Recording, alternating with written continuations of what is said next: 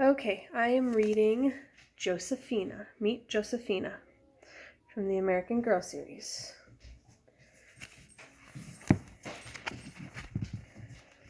Josephina, according to the American Girl book, is from 1824.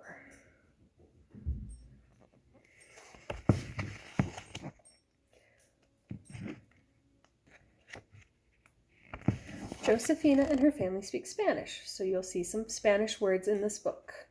If you can't tell what a word means from reading the story or looking at the illustrations, you can turn to the glossary of Spanish words that begin on page 84. Remember that in Spanish, J is pronounced like H, which means Josephina's name is pronounced Josefina. I shall have to remember that because I have a daughter named Josephina. Josefina. This is a picture of Josefina's family. Her dad, Papa, or Papi, Francesca, which is her sister, Josephina is 9. There's a picture of her mom and her other big sister, if I can get it to focus, and her grandparents, abuelo and abuela. Oh no, this is abuelo and tia, that's her aunt, Tia Dolores. Chapter 1, Primroses. Josefina Montoya hummed to herself as she stood in the sunshine waiting for her sisters. It was a bright, breezy morning in late summer, and the girls were going to the stream to wash clothes. Josefina's basket was full of laundry to be washed, but she didn't mind. She enjoyed going to the stream on a day like this. The sky was a deep, strong blue, and Josefina wished she could touch it. She was sure it would feel smooth and cool. Josefina liked to stand just in front of her house, where the life of her papa's rancho was going on all around her. From here, she could smell the sharp scent of smoke from the kitchen fire. She could see cows and sheep grazing in the pastures. Yellow grass rolled all the way to the dark green trees on the foothills of the mountain. She could hear all the sounds of the rancho. Chickens clucking, donkeys braying, dogs barking, birds chirping, workers hammering, and someone laughing. The sound seemed like music to Josefina. The wind joined in the music when it rustled the leaves on the cottonwood trees. And always, under it all, was the murmur of a stream. Josefina shaded her eyes. Even from this far away, she could see Papa. He sat very straight and tall on his horse. He was talking to the workers in the cornfield near the stream. The rancho had belonged to Papa's family for more than 100 years.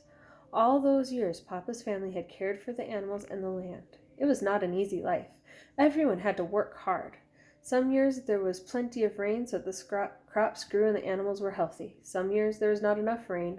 Then the soil was dry and the animals went thirsty. But through good times and bad, the rancho went on. It provided everything Josefina and her family needed to live. It gave them food and clothing and shelter. Josefina loved the rancho. It was her home. She believed that it was the most beautiful place in all New Mexico, and all of the world even. Josefina was dancing a little dance of impatience to go with the song she was humming when her older sister, Anna, came outside to join her. Josefina, Anna said, you remind me of a little bird singing and hopping from foot to foot. If I were a bird, said Josefina with a grin, I would have flown to the stream and back 20 times by now. I've been waiting and waiting for you. Where are Francisca and Clara? Anna sighed. They're coming, she said. They couldn't agree on whose turn it was to carry the washing tub. Josefina and Anna looked at each other and shook their heads. They got along beautifully, but Francisca and Clara, the middle sisters, often disagreed. It was always over something silly. They reminded Josefina of goats that she had seen ramming into each other head to head for no particular reason. When the girls appeared at last, it was easy to see who had won the argument. Francisca looked pleased with herself, carrying only a basket of laundry balanced on her head. Clara looked cross, carrying the large copper washing basin. Josefina put her basket into the copper tub. I'll take one handle of the tub, Clara. We'll carry it between us. Clara said, Gracias, but she sounded more grumpy than grateful. Josefina knew a way to cheer her up. Let's race to the stream, she said. Oh no, Francisca began to say. She didn't like doing anything that might muss up her clothes or her hair. But Josefina and Clara had already taken off running, so Francisca and Anna had to run too. The sisters flew down the dirt path that sloped past the trees, past the fields, and to the stream. Josefina and Clara reached the stream first, plunked the tub down, kicked off their moccasins, and ran into the shallow water. Then they turned and scooped up handfuls of water to splash Anna and Francisca, who shrieked with laughter as the water hit them. Stop, cried Francisca. She held up her basket to shield her face. Now, girls, Anna scolded gently, we've come to wash the clothes that are in the baskets, not the ones we're wearing. Josefina and Clara stopped splashing. They were out of breath anyways. They filled the copper tub with water from the stream. Josefina knelt next to the tub. She took the root of a yucca plant out of the little leather pouch she wore at her waist and then pounded it between two rocks. The shredded yucca root made a nice lather of soapy bubbles in the water. Josefina put a dirty shirt in the tub and scrubbed it all over. Then she swooshed it around in the stream to rinse out the soap. Here's a picture of them carrying the stuff to the stream.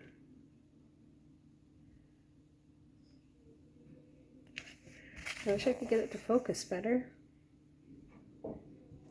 It's not a very clear picture.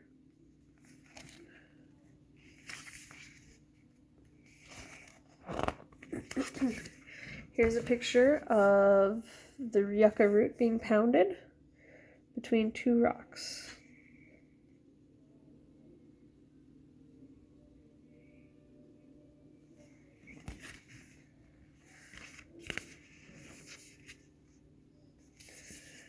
The sun was hot on her head and her back, and the water was cool on her arms and hands. Josefina liked to think about how the water started out as snow on the mountaintops. It melted and flowed all the way down to this little pool in the stream without ever losing its cool freshness. She knew that this was the water that brought life to the rancho. Water from the stream was channeled into ditches so that it would flow through the fields, and without the water, nothing would grow. Josefina twisted the shirt to wring it out and watched drops of water fall back into the stream and go on their way. She then carefully spread the shirt on top of a bush. The sun and the breeze will dry clothes quickly, she said as she washed some socks. Yes, agreed Anna. Mama would have said, you see, girls, God has sent us a good drying day today. Monday is laundry day, even in heaven. And then Mama would have said, pull your rebozos up to shade your face, girls. You don't want your skin to look like old leather, added Francisca, who was always careful about her skin. The sisters laughed softly together and then grew quiet. Speaking of their mama always made them thoughtful. Mama had died a little more than a year ago. The sorrow of her death was always in their hearts. It's a picture of a rebozo. It's sort of like a shawl. There you go.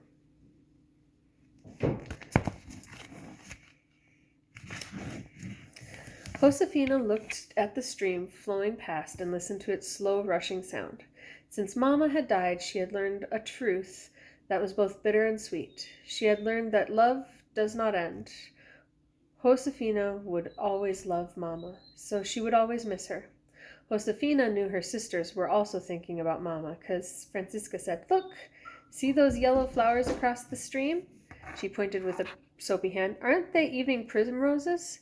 They're in the shade, so they haven't wilted yet this morning. Mama used to love those flowers.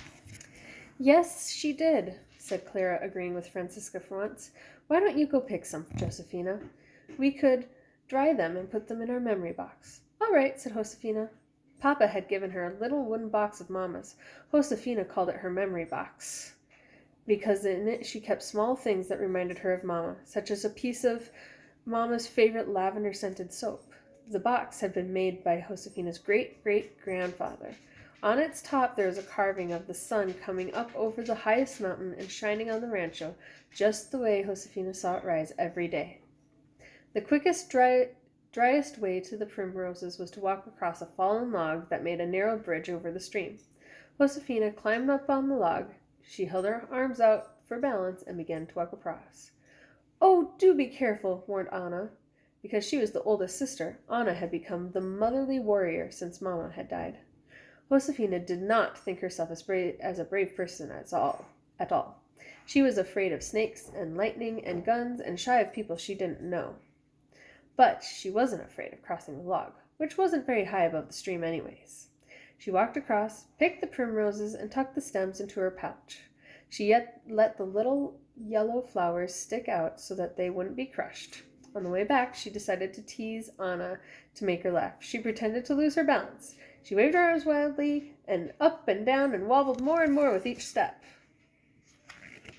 "Josefina Montoya," said Anna, who saw that she was fooling. "How can you be so shy and sweet in company when you're so playful with your sisters? You tease the life out of me. You'll make me old before my time." "You sound just like grandfather," said Josefina as she jumped to the ground. She pretended to talk like abuelito. Yes, my beautiful granddaughters. This was the finest trip I've ever made. Oh, the adventures. But this was my last trip. Oh my, how these trips age me. They make me old before my time," all the sisters sang out together. Abuelito said the same thing after every journey. Abuelito was their mama's father. He was a trader, and once each year he organized a huge caravan. The caravan was made up of many carts pulled by oxen and many mules carrying packs. The carts and the mules would haul the wool and hides and blankets to New Mexico, and then the caravan traveled more than 1,000 miles south to Mexico City. The trail the caravans used was called the Camino Real. When Abuelito got to Mexico City, he traded the goods he'd brought from New Mexico for things from all over the world. He traded for silk and cotton goods and lace, for iron tools, paper, ink, books, fine dishes, coffee, and sugar. Then the caravan would load back up and start the long trip back to New Mexico. Abuelito had been gone for more than 6 months. Josefina and her sisters were excited because they expected Abuelito's caravan to return any day now. Their rancho was always the caravan's last stop before the town of Santa Fe, where Abuelito lived. "I can't wait until Abuelito comes," said Josefina. She thought that the arrival of the caravan was the most exciting thing that happened on the rancho. The wagons were full of treasures to be traded in Santa Fe. But the most important treasure that the caravan brought was Abuelito himself, safe and sound and full of wonderful stories. Sometimes the caravan went through sandstorms that were so bad they blocked out the sun. Sometimes robbers or wild animals attacked the caravan. Sometimes the caravan had to cross flooded rivers or waterless deserts. Abuelito loved to tell about his adventures, and the sisters loved to listen. "I am going to go on the caravan with Abuelito someday," said Francisca, dreamily swirling a shirt in the stream. "I'll see everything there is to see. Then I'll settle down and live in Mexico City with Mama's sister, our Tia Dolores. I'm sure she lives in a grand house and knows all the most elegant people." Clara rolled her eyes and scrubbed hard with her soap. "That's ridiculous," she said. "We hardly know Tia Dolores. We haven't seen her for a whole 10 years that she's been living in Mexico City." Francisca smiled her superior smile. "I am older than you are, Clara. I was nearly 6 when Tia Dolores left. I remember her." "Well," said Clara tartly, "if she remembers you, I am sure she won't want you to live with her." Francisca made a face and was about to say something sharp when Josefina piped up. "Anna," said Josefina, trying to keep the peace, "what do you hope Abuelito will bring in the caravan?" "Shoes for my 2 little boys," Anna answered. "I hope he brings the plow that Papa needs," said Clara. She was always practical. "How dull," said Francisca. "I'm hoping for some new lace." "You think too much of how you look," said Clara. Francisca smirked. "Perhaps you ought," she began, but Josefina interrupted again. "Well, I know one thing we all hope Abuelito will bring," she said cheerfully. "Chocolate!" "Lots," said Francisca and Clara together. They spoke at exactly the same moment, which made them laugh at each other. "You haven't said what you're wishing for," Anna said to Josefina. She was squeezing water out of a petticoat. "Perhaps you're hoping for a surprise." "Perhaps," said Josefina, smiling. The truth was, she didn't know how to name what she wished for. What she wanted most was for her sisters to be at peace with one another. She wanted the household to be running smoothly and Papa to be happy and laughing again. She longed for life to be the way it was when Mama was alive. Right after Mama died, Josefina felt that the world should end. How could life go on for the rest of them without Mama? It had seemed wrong, even cruel somehow, that nothing stopped. The sun rose and set, the seasons passed from one to another. There were still chores to be done every day, there were clothes to be washed, weeds to pull, and animals to be fed, and socks to be mended. But as the year passed, Josefina began to see that the steady rhythm of life on the rancho was her best comfort. Mama seemed close by when Josefina and her sisters were together doing the laundry, or the mending, or the cooking, or cleaning. The sisters tried hard to do the chores the way that Mama had taught them. Every day they tried to remember their prayers and their manners and how to do things right. But it was not easy without Mama's loving guidance. Josefina looked at the primroses in her pouch and thought of Mama. Mama had such faith in them all. She had brought out the best in each of them. Now that she was gone, they struggled. Francisca and Clara squabbled, Anna worried, and Josefina often felt lost and unsure. And Papa was very quiet.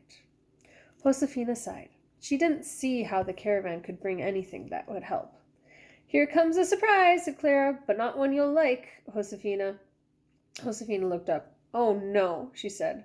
It was a small herd of goats, and they were coming down the hill to drink from the stream. Josefina disliked all goats, but one goat in particular. The biggest, oldest, meanest goat named Florecita.